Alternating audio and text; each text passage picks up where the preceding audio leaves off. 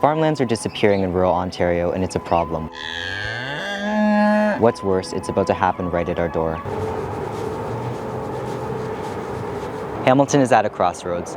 A major decision is about to be made at City Hall over whether or not to expand our urban boundary. While everyone is focused on the pandemic, the Ontario government has been pushing to move our urban boundary outward by mandating that municipalities meet market demands for single-family dwellings. This will result in the gobbling up of our precious local agricultural land.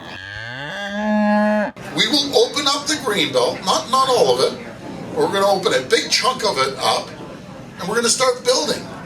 The land sandwiched between the urban boundary and the green belt is called the white belt, and in the case of Hamilton, this vulnerable area is often prime agricultural land. Despite this, the province treats these areas like untouched lots ripe for development.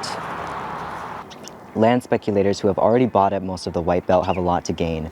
Farmland in our area, which goes for as low as 18 grand an acre, jumps to 1 million an acre when rezoned.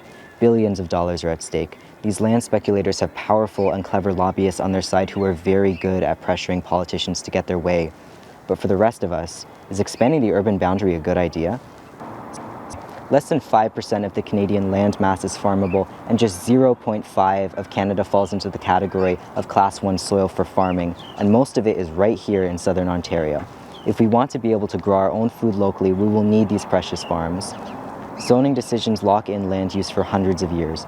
Once the land is converted from farms to housing tracts, it will never be turned back. Can we afford to lose this soil, a massive and natural carbon sink? When it is paved, problems don't just arise from the cars driving on them. They come from the pavement itself, which gives off massive amounts of heat under the sun. These appropriately named heat islands are terrible for climate change. Former Environment Commissioner of Ontario, Diane Sachs, says urban sprawl is Ontario's tar sands. What about health? Dr. Theresa Tam says that the rise of urban sprawl has been linked to sedentary lifestyles, less access to healthy and natural food, more time spent driving and commuting, and far less physical activity. Urban streets that are bustling with commerce, shopping, youth and rec centers, restaurants, as well as infrastructure that provides public transportation as well as encourages walking and cycling are exactly what we need in Hamilton's future. This is why we need to support internal development and not sprawl. The province says that we need to meet the demand for more single-family houses in Hamilton, and that the best way to do this is to turn our farms into subdivisions. But we know there is a better way. We can meet this need by building upwards within our already existing neighborhoods instead of outward. We can encourage laneway and garden suites and replace parking lots with mixed housing. We can even build on top of our shopping malls. We need development here in the city core. I need development in my neighborhood where entire streets can be empty storefronts.